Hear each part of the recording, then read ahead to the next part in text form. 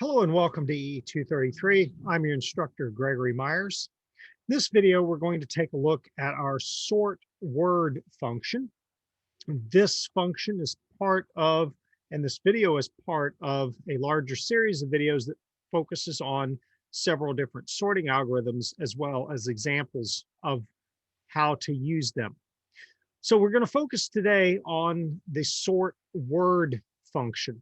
And the sort word function has some similarities to our sort int, sort double, and sort char in that it simply accepts a input array, in this case, of strings. By strings, it means that we are guaranteed that there will be, in fact, an end of string character in each one of our character vectors. Also note that we have artificially, or rather not critically limited our array to 20 characters per string. In other words, 19 usable characters as well as our end of string character. And so this is rather arbitrary. This is something that can be dealt with later on. You'll also notice that on the right-hand side of my screen, I've also provided a sample input file that I will give you. The reality is, though, that any text file where the individual words are on separate lines will work just fine, as well as making sure that each one of the words in the file are 19 characters or less. From there, the only other difference between our sort word function is the addition of an additional input argument, and that is the sensitivity. The sensitivity is used to determine whether we are going to be treating these words in a case-sensitive or case-insensitive fashion. Now, please note that this video assumes that you have already started working on your core.c or your string compare functions. And so what I have done here is I have copied my string compare function from another library as well as my string length function into my sort underscore driver.c. Up top, I have provided the prototypes, and then lower, I have provided the actual function implementations. This is not the recommended approach, but rather this is just done so that we can see our four sorting functions together in the same example. So we're not going to focus then on these two functions. I'm going to take just a second to talk about the string compare function. Instead, what we want to do is focus on our sort word. First step is simply to copy the prototype down to the bottom of the file. And so I'm going to put it in front of my string compares. And I want to go ahead and set it up. Notice that I have a int return value. We're going to follow the same pattern as we did in the others, in that we're going to keep track of the number of misplaced words or misplaced data. I'm also going to go ahead and throw my comments in here. So we're going to start off with the name as well as the description. And then just to keep it straightforward, I'm simply going to provide the function signature under the name. Now, we're going to need quite a few temporary variables, but let's go ahead and get us set up with that temporary variable that is going to allow for us to complete or to return some results. And that is going to be the change counter. So the very first temporary variable I want to create is going to be the change counter. In other words, that keeps track merely of how many changes or how many out of place words there are. And so we're going to initialize it as 0, and we are simply going to return then our change counter. We are going to need some additional temporary variables. However, we are going to do this one a little bit differently. We are not going to utilize a temporary variable for the found value like we did in our earlier examples. Instead, what we're going to do is we're going to rely solely on the indexing and that locations array. Note once again that my words array is actually a constant array. In other words, it means that it itself will not be changed. So for my other variables, then I'm going to have an int temp index, a int found, an int found index, as well as an int for my low index and an int for my search index.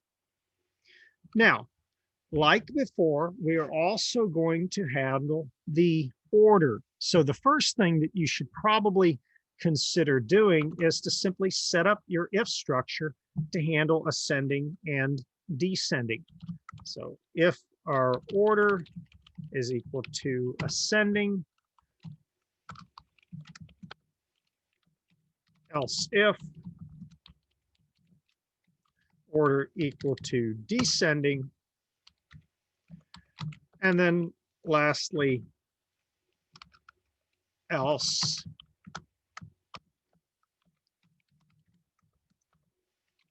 printf to the user error unhandled enum. Now, at this point, you should probably recognize that the path we're going to take is going to be very, very similar to the previous functions. As a matter of fact, I would encourage you to pause the video and give this a shot before following along with me. The main thing that we're going to leverage is our string compare function that we have built. And our string compare function, if you recall, will return -1 if the first word comes before the second word. It will return +1 if the first word comes after the second word. And it will return 0 if they are in fact equal. So what we're going to do is we're going to leverage that to determine whether or not we have seen a new low word. Well, what is a low word? It essentially means that it comes earlier in the dictionary. So fundamentally, the only thing that changes in this example is the way we are comparing our values. So to start off with, I'm going to build a for loop using my low index, just like we did in our earlier examples. And I'm going to continue with the low index up to n-1. And of course, as always, low index plus plus. Now, from there, we want to assume found equals to 0. In other words, we want to assume that we have not yet found a new lower value. And we also want to capture the found index, which is going to be equal to the low index. Now, as I've mentioned earlier, we are not going to use a temporary variable for found value for this example, primarily because of the fact that it adds a slight bit of computational overhead and a slight bit more memory utilization. So instead, what we want to do is we want to utilize only our indexes and essentially focus on the fact that our words array cannot change because it is a constant. So what we do now is we want to build our inner for loop with our search index. And we want to start off not at 0 rather, but at our low index +1. In other words, we want to check the neighboring word to the original word that was located at our low index. And we want to continue with that search index up to n. In other words, we want to stop 1 before or at n-1 index. So for instance, if we have 14 words to check. The indices are going to correspond to 0 to 13.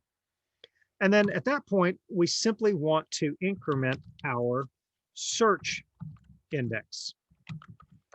Well, at this point, then, we would write an if statement that would do some sort of comparison between the two words. So compare the two words. Well, and that would usually involve some sort of less than or greater than. We don't really have that luxury when it comes to strings. Instead, what we want to do is we want to utilize our string compare function. And if the value is -1, or the return value from that function is -1, that simply means that the first word comes before the second word. And so to do that, we can simply utilize our indices. So we start off with our words, we start off with our string compare, and we pass to it the first word, which is going to be our words square brackets, and we utilize the found index. And what we want to do is we want to figure which word comes first. And so what I'm actually going to do is I'm going to walk this back a little bit. I'm actually to compare the searched word with our found words so that we can focus then on the inequality a little bit. What I want to do is I want to check to see if the search index, the word that is provided by the search index, if we compare that then to the words square brackets found index, if this results in a -1, it means that the neighboring word, or the word that we're comparing, comes earlier than the word that we assume to be earliest. Then what that means is that we have found a new lower word, or a new word that comes earlier in our dictionary. And then the third argument is simply the case sensitivity, which we simply pass from our function signature. Note up top that the last argument is the sensitivity.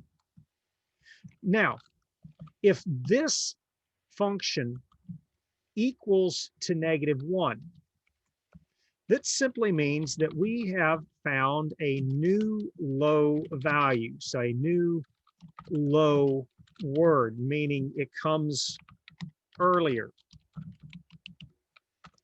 which simply means that we want to capture now the found index. And so the found index is equal to the search index.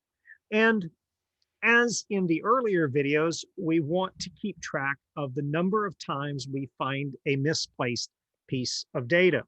In this case, we're going to simply increment our change counter. Now notice that the one thing that's missing here is the found value. We are in fact not going to use the found value, that convenience variable, because we technically don't need it. And then under the else, we simply want to keep looking. Now, if we make it all the way through our inner for loop, then we're faced with the question if we have in fact found a new low value, or a earlier dictionary word. And if we have, then we simply want to handle swapping the indexes or locations. And to do that, we simply leverage that temp underscore index variable, and that temp underscore index variable is going to utilize that locations array, and it's going to pull out whatever value was at the low index. As we mentioned in our earlier video, we start off by assuming the value of in the locations array matches the index. So in other words, locations square bracket 0 is equal to 0, locations square bracket 1 is equal to 1, and so on.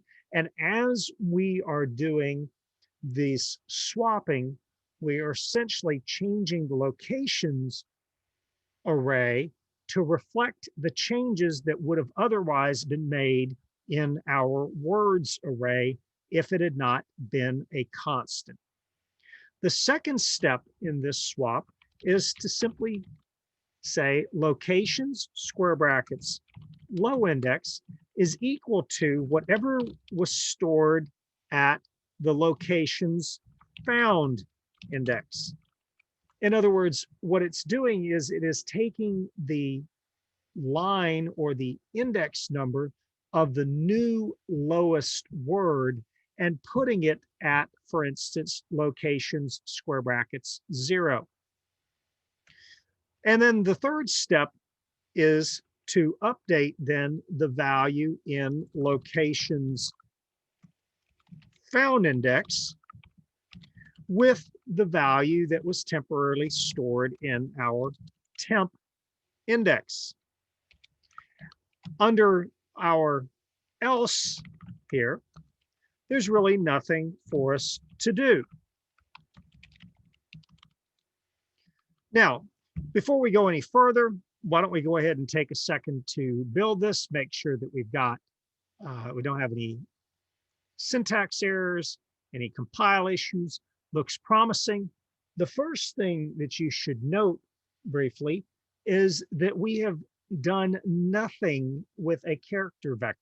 As a matter of fact, at this point, it almost doesn't really matter what type of data we pass to our sort function.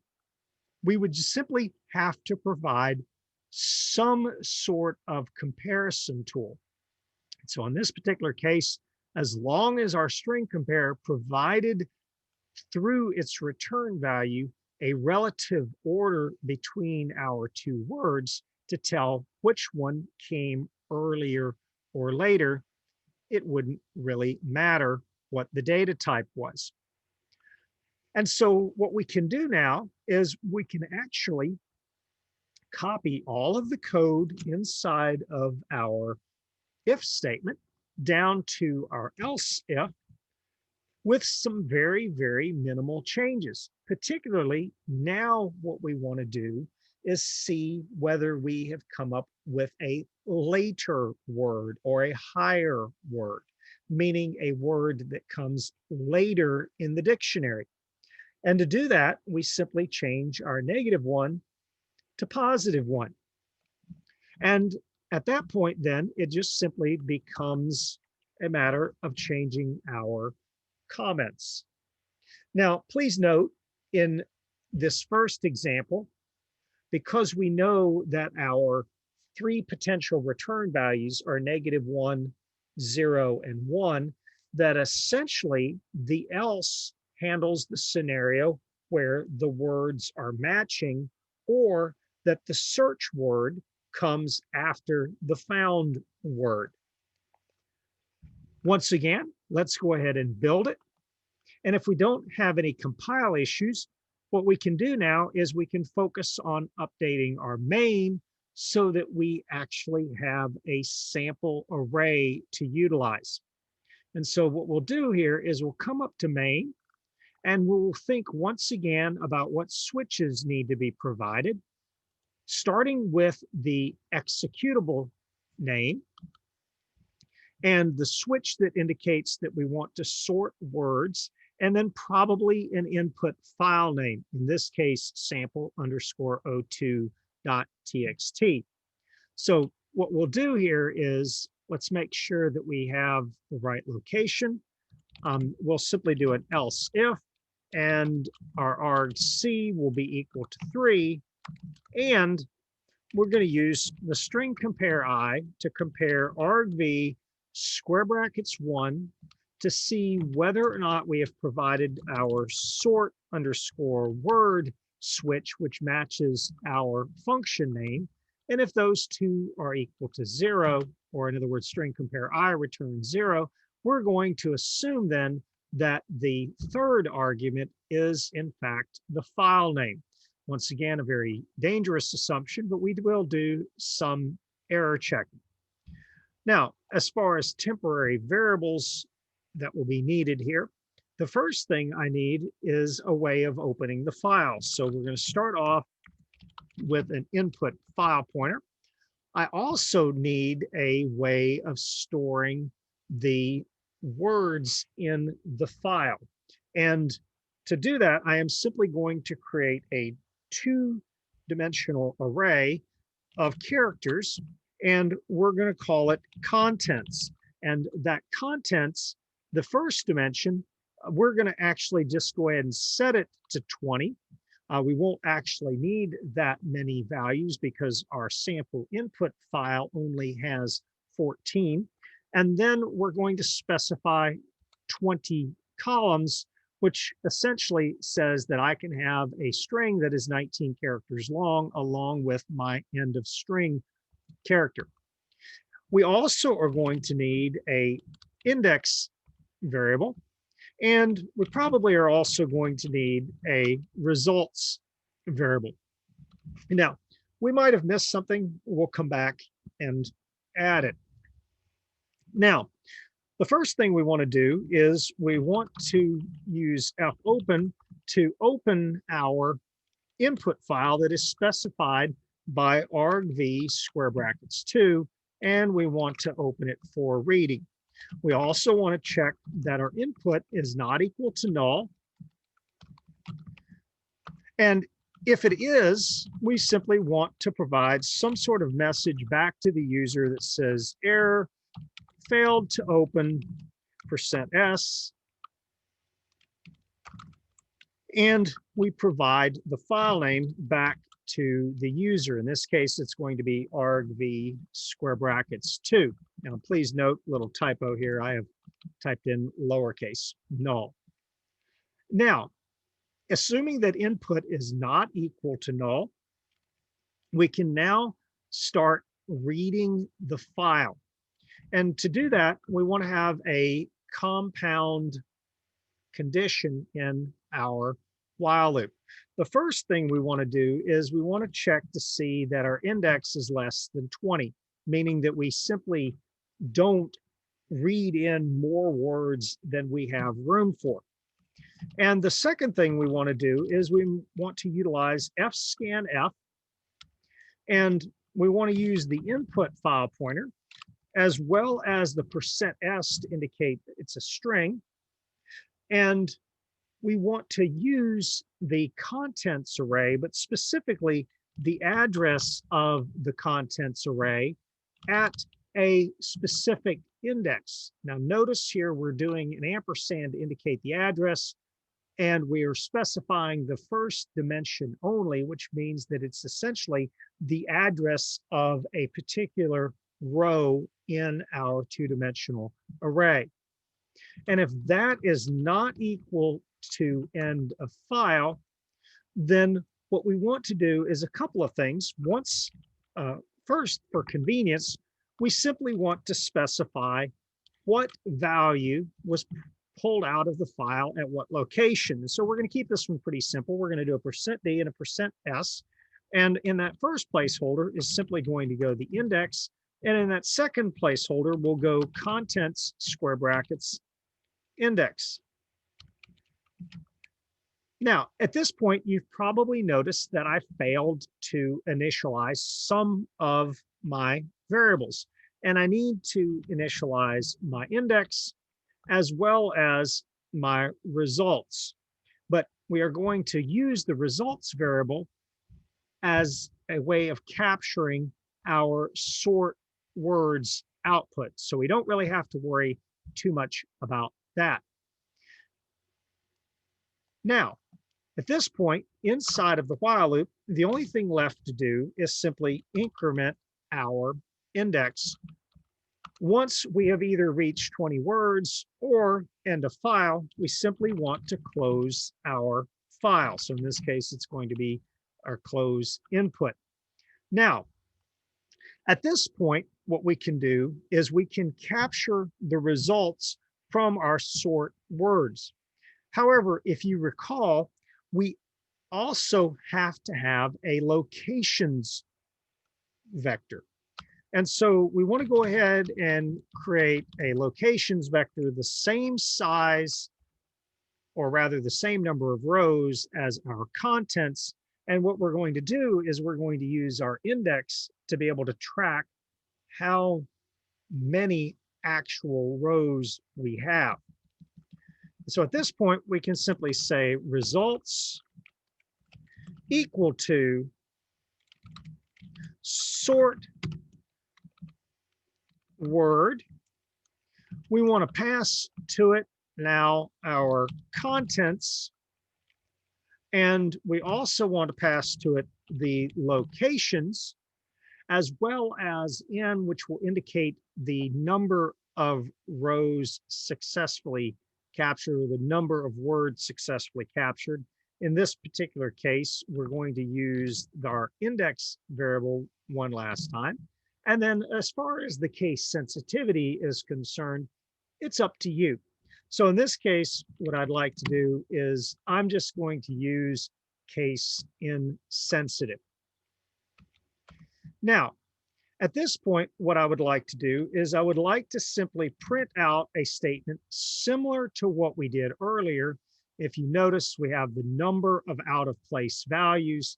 And so I'm happy with that. So I'm just going to simply copy and paste this down here. And I'm going to print the number of out of place values and simply print those results. But what I would like to do then is I would also like to be able to print out all of the values in the contents, okay, particularly not only in their unsorted, but also in their sorted versions. And to be able to do that, we actually want to make a quick modification and add another temporary variable. So what I'd like to do here is I'd like to create a count variable. And essentially, instead of leveraging the index here, I want to switch over to the count. I want to increment the count and then simply pass it. So basically, everywhere we had count, excuse me, everywhere we had index, simply switch to count. Likewise, we want to initialize our count.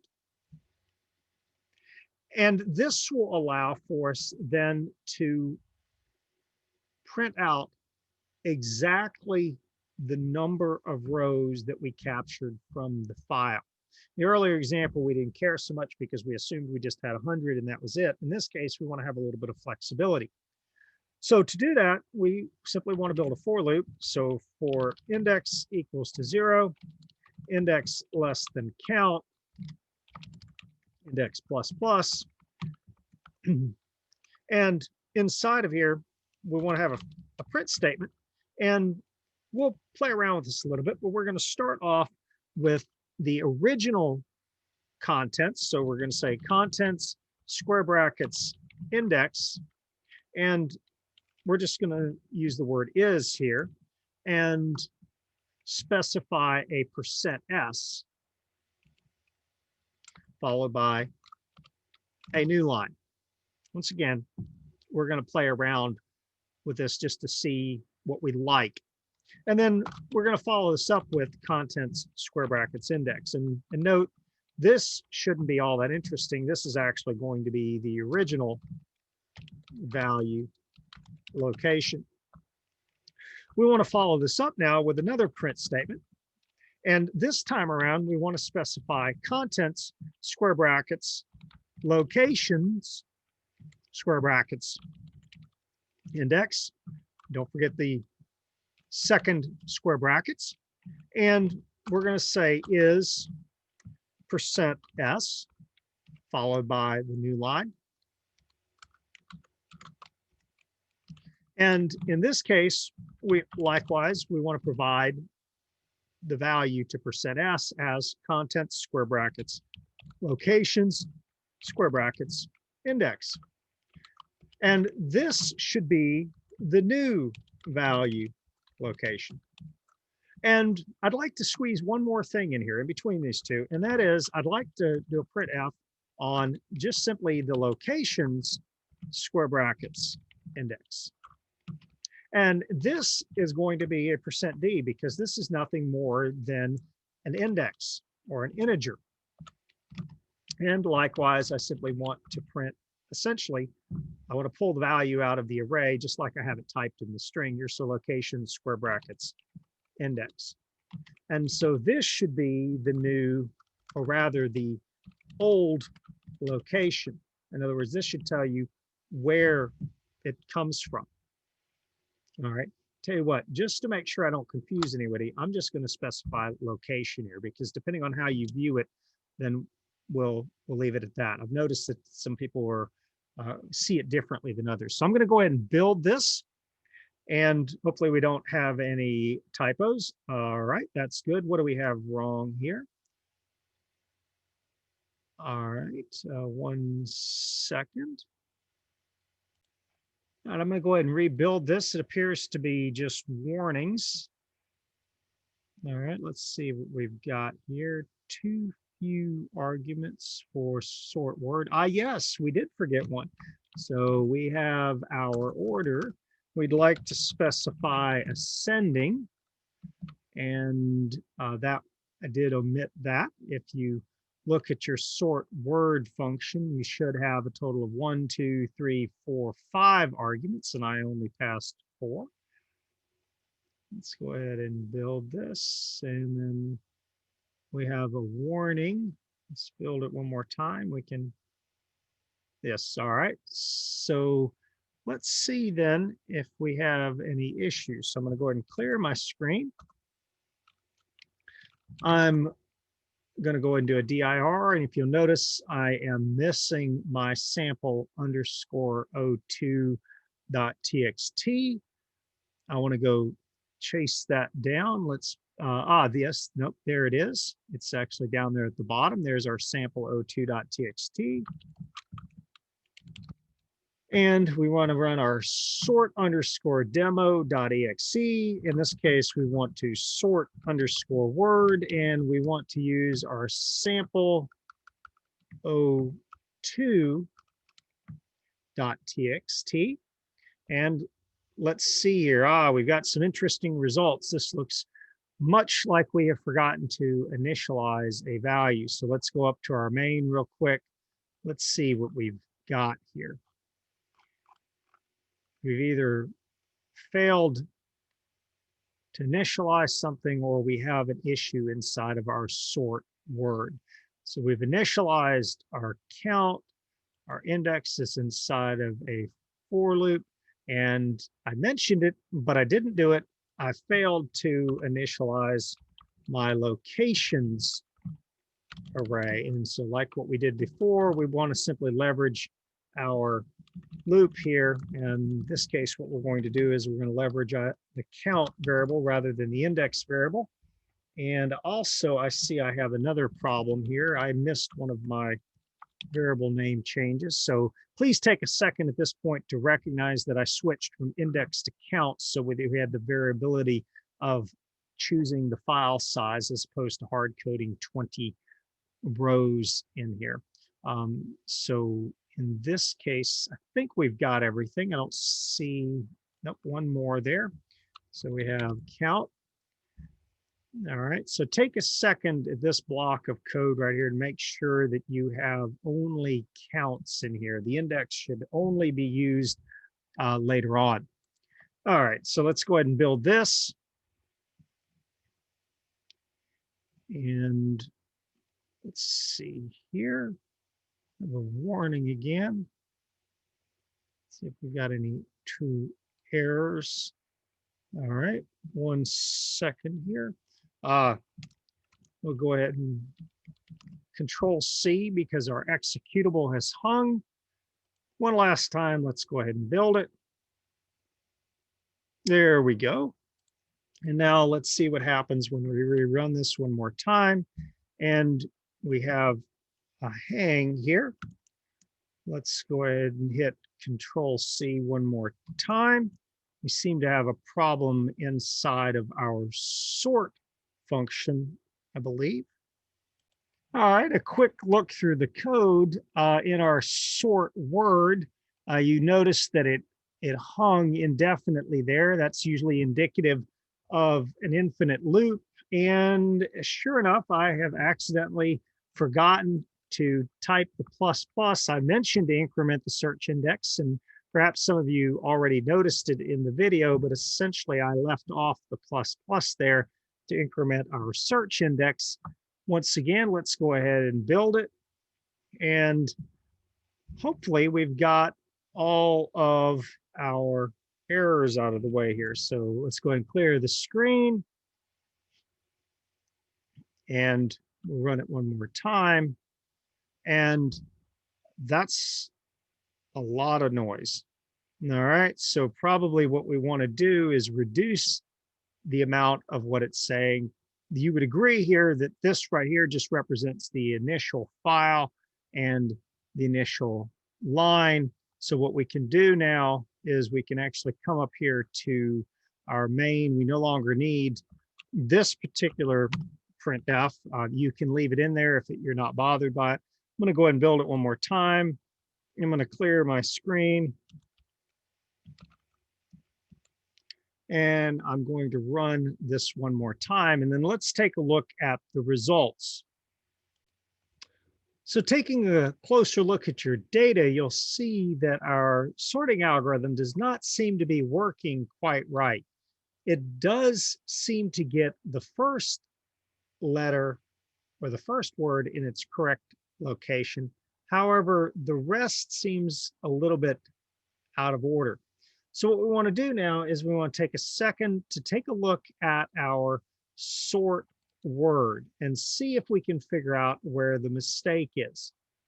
And if you'll notice, we did not leverage the locations array like we said we were going to. So if you notice, if you'll go back to the previous example, we were simply leveraging the search index inside of our words. And so as a result, it was not accurately or actively comparing the correct values.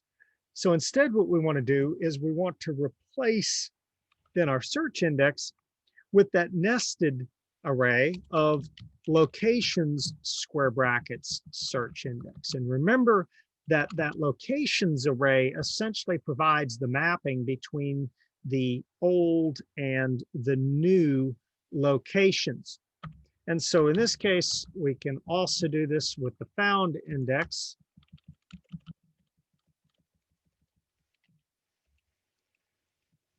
And we'll leave everything else alone. We do have to remember to make this same change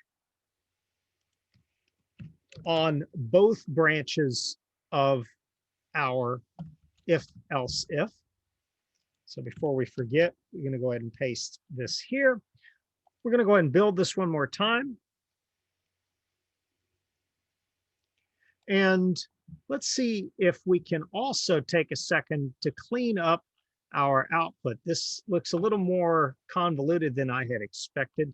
And so what we'll do here is, why don't we go ahead and comment this out and simplify this for just a second, in that we have a printf, and we simply provide a %d for the index, a %d for the value at a specific location, and then a %s for the string as a result.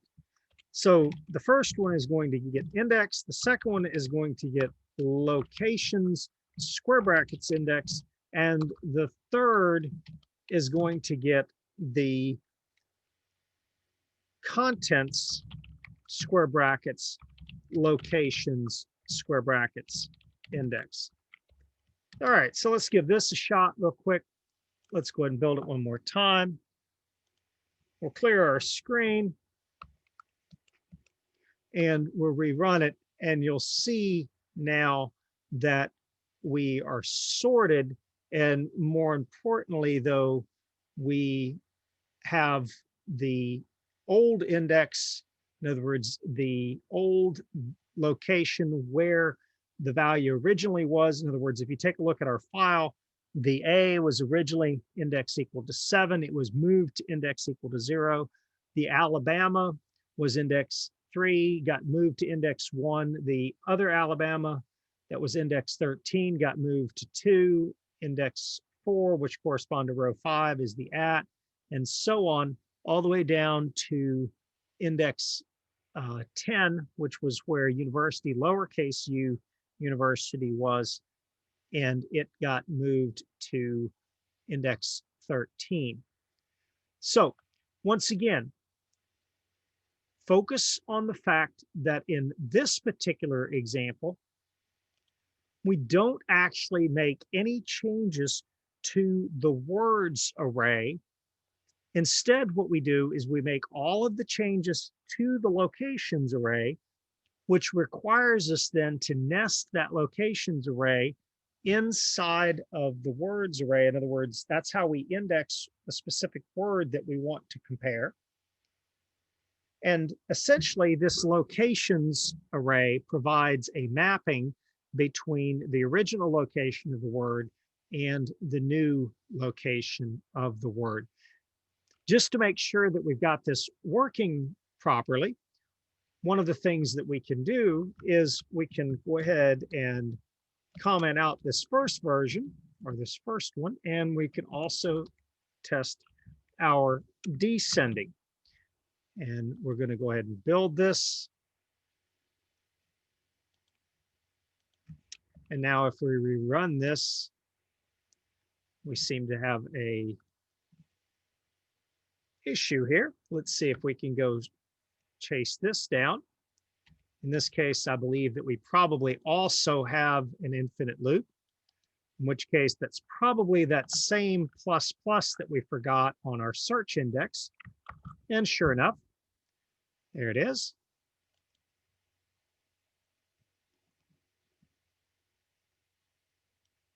And then one more time and run it. Now you'll notice that I have the words in the reverse order. And since we are case insensitive, it is not going to distinguish necessarily between a capital university and a lowercase university. It's going to dictate more in the order in which it finds it in the original list. So if you notice that essentially in both cases, the capital U in university shows up earlier than the lowercase u university. They're essentially both shifted together up. All right, so hopefully you found this video useful. I encourage you to go ahead and continue playing around with this, perhaps using larger files and also looking at case sensitive.